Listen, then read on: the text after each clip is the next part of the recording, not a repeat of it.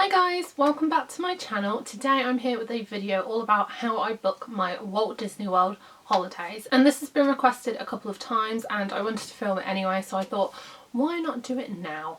And so I'm going to go through like the whole booking process for kind of every step that I do when I book a Walt Disney World holiday, and then in the next couple of weeks I'm also going to be having some kind of planning, explaining kind of videos to do with like dining and fast passes and staying on site and off site and all that kind of stuff. So I hope you're looking forward to those videos as well. Today I'm going to go through how I personally book my Walt Disney World holidays, from like deciding what hotels to go to flights, to tickets, to absolutely everything. So I hope you enjoyed this video and I hope it's useful. If it is, give it a big thumbs up and remember to leave comments down below on what videos you want to see, and let me know how you plan your Disney holidays too, because I think it's quite interesting to see how people kind of plan their holidays differently. So yeah, let's get on into it. So the first thing you obviously want to decide when you plan a Disney holiday is when to go, and we're obviously quite lucky because we can go pretty much, well, we can go any time of the year. So we avoid all the holidays, all the school holidays, summer, Christmas, spring break. Apparently that's hectic, and we personally enjoy going in fall, autumn, whatever you want to call it. So that's the time of year that we decide to go most of the time. When I was younger we did go towards the middle to end of May, and it is a good time to go, but it was definitely more crowded than when we go in September or end of August, September. This year we decided to go from September to October, and personally, just because of crowd levels, they're much lower then. They do go up a bit in our second week, I believe, but in terms of crowds they're pretty low for us, so that's when we decide to go. If you're from the UK and you can only go in school holidays because maybe you have kids in school or you're at university or something like that, I would highly recommend going as late in the summer holidays as you possibly can. That is my personal recommendation. It is hurricane season from about August to October, so you can get hurricanes, but most of the time it's alright. You do get rain and I think you can just expect that. But if you do have to stick to summer holidays, end of August, very start of September is the best time to go, because most of the American schools are back and the parks are so quiet and the prices are cheaper as well. So that's what we always did when we were in school, and we did that last year as well kind of, but this year we're going just a little bit later. So for us, we look at two different things when deciding we're going to go. Along with kind of the crowds, we look at the prices of the resorts and the prices of flights. So we've only stayed on Disney twice, but both times we booked our resorts through the Walt Disney World website. It's generally cheaper than anywhere else, and you get a lot of benefits from staying in Disney as well, so that's why we choose to stay in Disney. So we'll do like mock-ups, like we'll price up a few different holidays if we go like a couple weeks earlier, a couple weeks later, see which is kind of the best time for us to go in terms of prices. And most of the time, because we like September going into October as well, prices are generally the same for that time of year, so it didn't have a big effect on us. But then we started looking at the prices of flights. So for me personally, I look at three different websites. I look at Skyscanner, I look at Kayak, and I also look at Google, because you can actually search and compare flights on Google as well. So I just look for the cheapest, usually direct flights from any airport in the UK. I usually select just the UK and let it search, because we're not kind of restricting ourselves on what airport we want to fly from in the UK. We do restrict ourselves to what airport we want to land in Florida, because we want to take advantage of the Magical Express, which is only available at MCO, Orlando International. If you fly to Stansted Airport, then you cannot use the Magical Express, so we want to use the Magical Express. It's like a good start to your holiday and then a tragical end to it.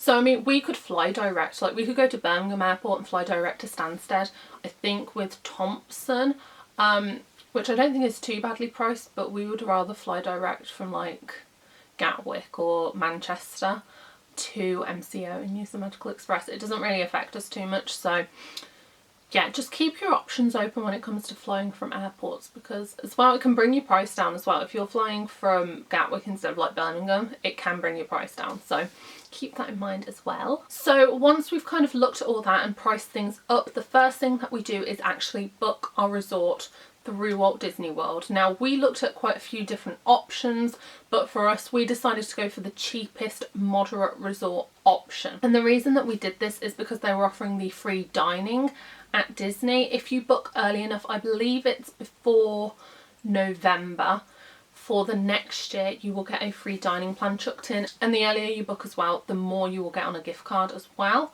But generally they offer free dining for a lot of the year for the whole of the next year. So we booked about just under a year in advance, and yeah, we booked through the Walt Disney World website. We decided on Caribbean Beach because it was the cheapest moderate option, so it meant that we got the free quick service dining plan chucked in. If we'd booked a value resort, we would have only got a free breakfast. Obviously we could have booked a deluxe and got the free standard dining plan, but for us it made more sense to upgrade our quick service dining plan and stick in a moderate, much cheaper. There's only 2 of us, we don't need a ton of space. Obviously, along with the dining plan, we also booked our tickets through Disney as well. I think it's generally the cheapest place you can get tickets, or pretty much the same as everywhere else. And you also get a lot of other benefits through booking with Disney as well. You get the memory maker included, which I do believe you get that if you book through like other websites as well, but I like the memory maker. And you get like luggage tags and discounts and things like that. You'll get a few things that will come in handy for your trip and just planning your trip and getting discounts in the Disney store. Also, when you are booking your Disney holiday, don't forget to go through Cashback websites as well.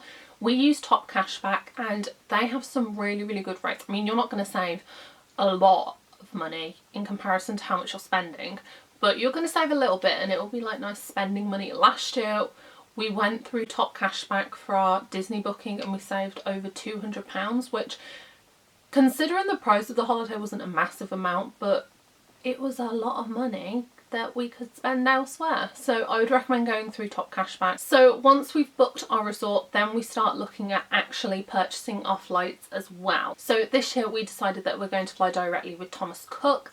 Last year we flew directly there with Thomas Cook and we flew back with Iceland Air, and that was indirect, stopping in Iceland. I would just say shop around for your deals. Don't just buy the first thing that you find, because there are so many different airlines out there offering so many different prices.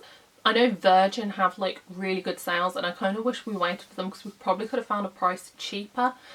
Just don't buy like the first flight you find, because there are probably cheaper ones out there, and consider flying indirect, because like I said, last year we flied back with Iceland Air and it saved us £140 flying back with them.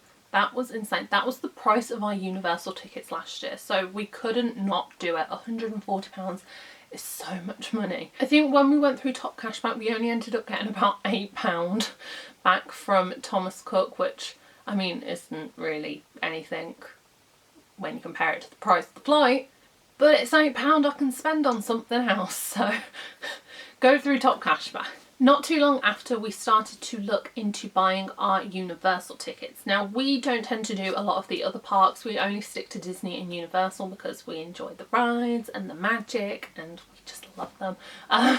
So we booked our Universal tickets, I think it was in January this year. I actually have them in here. I'm probably going to take this with me. It's just a little like pouch where you can kind of put everything. There's like a passport thing and tickets, documents, things like that. But these are our Universal tickets for this year. They're valid the whole of this year. So we bought our Universal tickets from Florida Tix. The 2 websites that I would recommend checking out are Florida Tix and Attractions Tickets Direct. And the reason that I recommend those 2 only is because they actually send you the physical tickets, and these are what you need to get into the park. A lot of the other websites that sell these tickets, they will just send you a document, I think, and then you have to actually go and collect the tickets when you get to Universal, and I just think it's so much easier just to have them with you here to get straight into the parks. Universal tickets are about £220-ish now. They've gone up so much in price over the last year, so keep that in mind. Things have gone up in price a lot recently. But yeah, I would recommend them. Florida Tix, I find though, is usually a few pounds cheaper. So definitely check them both out, see what the prices are, and buy them as early as you can, because the prices seem to go up the later you leave it. That's what I've seen anyway. Maybe it's just the exchange rate, but they seem to go up in price. And also with your booking on Florida Tix or Attractions Tickets Direct, I believe, you get one of these. So you can take these to the guest services at one of the Simon malls, and the Florida Mall, it's the Florida Mall, is one of the Simon malls, and then you can get a little booklet which has a ton of vouchers in that you can use, and I couldn't recommend it enough. We had one of these when we went in 2014 with our family, and it was so useful for me because I ended up buying a Michael Kors bag. If you're wanting to buy something that's a bit more expensive, they're really useful. But it was like, it had a voucher in there for, I think it was 20 or 25% off when you spent a certain amount. And I ended up buying a Michael Kors Selma bag. If anyone knows what that is, it's actually down there. I'll actually show it to you. So I ended up buying this thing here. It does have some fingerprints over it, so I'm sorry. But I got like 20 or 25% off it. And the exchange rate was really good then. It was 166 to the pound, which was incredible. Now it's like 125 or something like that. But I ended up getting this bag for about 100, like in pounds, 185 pounds, I think I worked it out as. And it sells for £315 here, I believe. Am I right? I don't know. I could be wrong.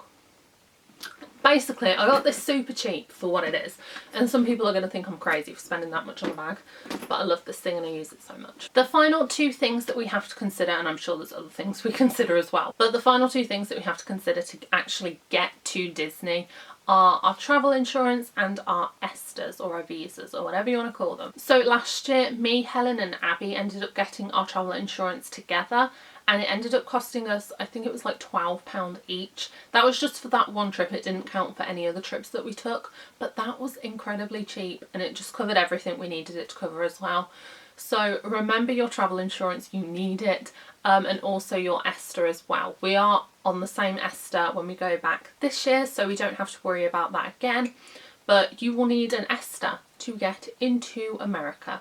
If you've travelled to America on the same ESTA in the last 2 years, like before you go, then you won't have to bother getting another one.